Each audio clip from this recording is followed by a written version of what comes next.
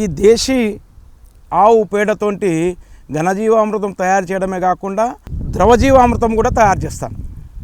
చేసి నా యొక్క పంట పొలం లోపల మొక్కలకు కానీ కూరగాయల మొక్కలకు కానీ నేను ఎక్కువగా శ్రీగంధం ఎర్రచందనం మొక్కలు కూడా వేస్తుంటాను. వాటికి కూడా ఇదే వాడతాను. ఈ ద్రవజీవామృతం తయారీ లోపల 200 లీటర్ల డ్రమ్ము లోపల 200 లీటర్ల నీరు, 10 లీటర్ల మూత్రము, 10 కిలోల పేడ, 2 కిలోల పప్పుల పొడి అంటే శనగపిండి కానీ ఏదైనా ద్విదళ బీజం యొక్క పప్పుల పొడిని, తర్వాత ఒక దోసెడు పుట్టమన్ను తీసుకొని బాగా కలియబెడతాను. కలియబెట్టి ఒక చెట్టు కింద నీడలో ఆ డ్రమ్మును పెట్టేసి దాని మీద ఒక గోనె తట్టును కప్పుతాం. కప్పి ప్రతిరోజు ఉదయము సాయంత్రం ఆ డ్రమ్ములో ఉన్నటువంటి నీటిని ఒక కట్టె ద్వారా సవ్య దిశ లోపల అంటే గడియారం ముళ్ళు తిరిగేటువంటి దిశ లోపల సుమారుగా 5-6 సార్లు తిప్పుతాం. అంటే 2 నిమిషాల వరకు తిప్పుతాను.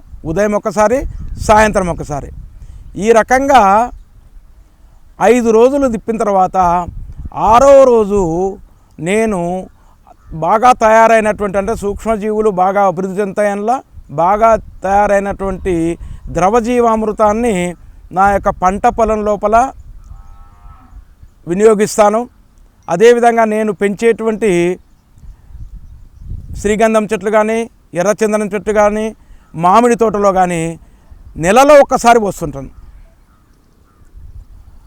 ఈ రకంగా వాడినటువంటి ద్రవజీవామృతంతో కూడా మొక్కలకు బాగా సూక్ష్మజీవులు భూమి లోపల ఉత్పత్తి అయ్యి ఎర్రలు ఉత్పత్తి అయ్యి భూమిని సుమారుగా ఒక 2 మీటర్ల లోతు నుంచి కూడా గుల్ల చేస్తూ భూమిని చాలా సారవంతంగా ఉంచుతుంది.